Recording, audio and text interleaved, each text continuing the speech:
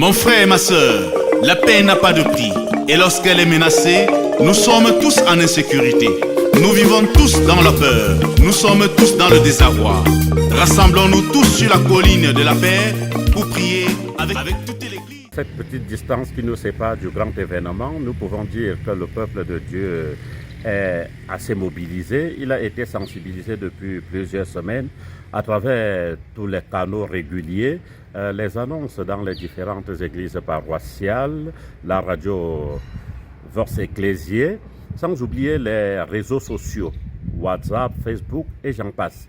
Et aujourd'hui, tous sont au courant de ce qui va se vivre et la préparation est déjà en cours. Je parle surtout de la préparation spirituelle, puisqu'en fait, il s'agit d'un événement éminemment spirituel.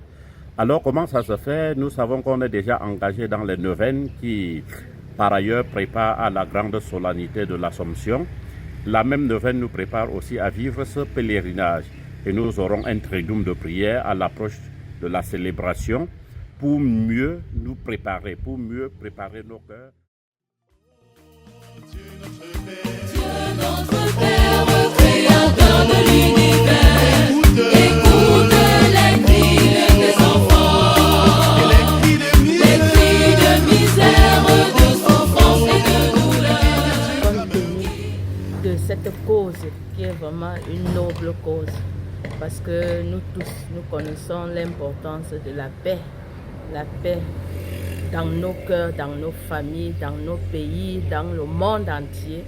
Et cette paix même pour laquelle le Christ est venu et il nous a dit en partant qu'il nous laisse dans la paix, compte tenu de cette noble cause. Donc, nous prenons les dispositions qu'il faut pour que ce pèlerinage pour la paix se déroule à merveille.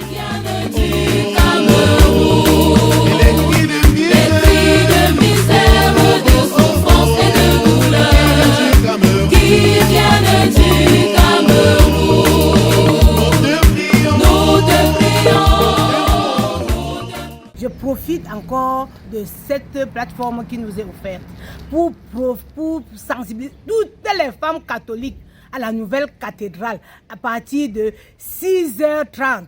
Parce qu'il faudrait qu'on soit là pour voir ce qui reste à faire. Et ensuite, il faudrait qu'on fasse l'adoration, le rosaire avec les gens sur place. Pour celles qui sont éloignées, elles peuvent venir avec leurs paroissiennes. Mais pour celles de la ville de Bafoussam, de Banjul, de Tamja, de Doumelong, comme nous sommes tout à côté là, il faudrait qu'on soit là au plus tard à 7h. Nous te prions pour la paix. Nous te prions, nous t'implorons.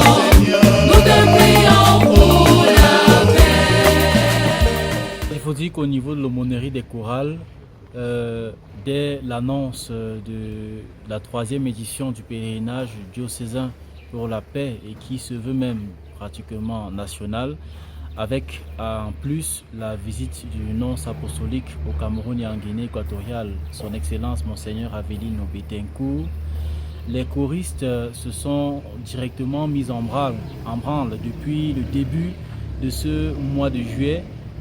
Nous sommes en train de travailler.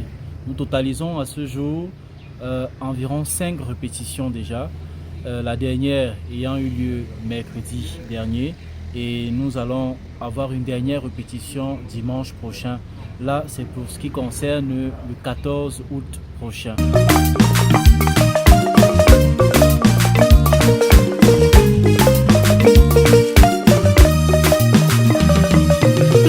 te prions.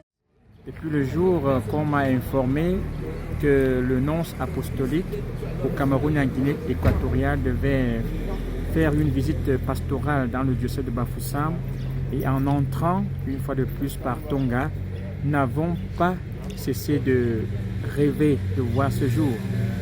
Et à ce jour du 8 août 2024, je dirais que la mobilisation sur place est en train de suivre son cours. Qui vient de Dieu.